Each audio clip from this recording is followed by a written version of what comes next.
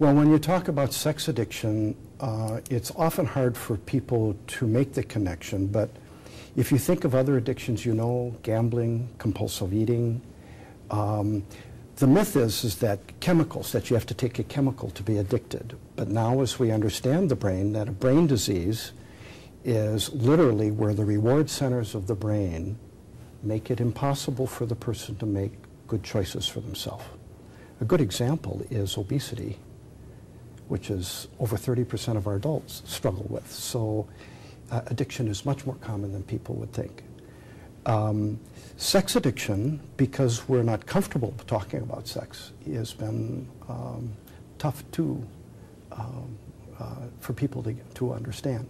But if you can think of it, when a person cannot stop their behavior, they make promises to themselves they're going to stop, and they can't. They have much to lose, and they still go ahead and do the behavior anyway. Sometimes journalists ask me how many drinks makes an alcoholic. It isn't a matter of how many drinks you have. It's about the consequences in your life. And I think now we're in a very different place than we were. I think starting with the Clinton era, because professionals were writing about this in the 70s. And then when the Clinton thing happened, then journalists like you started asking questions, and it's like we made up about 15 years. We were 25 years behind alcoholism, and now we were only about 15. And then in the last half dozen years, we've made up a lot of progress. Well, this has been a great community, first of all, for me to be in. People ask why I come to Hattiesburg. I've been asked that a lot of times.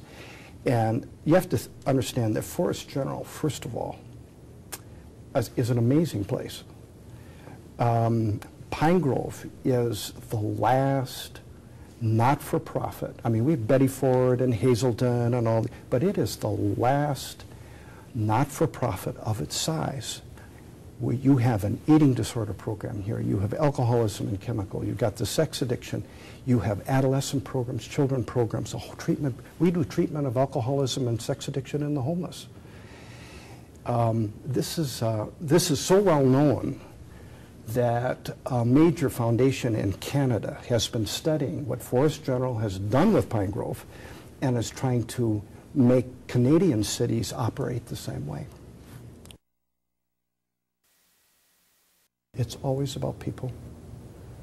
You have to have good people. Referral networks across the country, we're very well networked. They know that we're here. We work very hard in as scholarly articles. The science of what we do gets out. But we're not alone. You know, Forest General has physicians. You got 4 physicians on your medical staff that are not just among the best in the world. They're the very best in the world.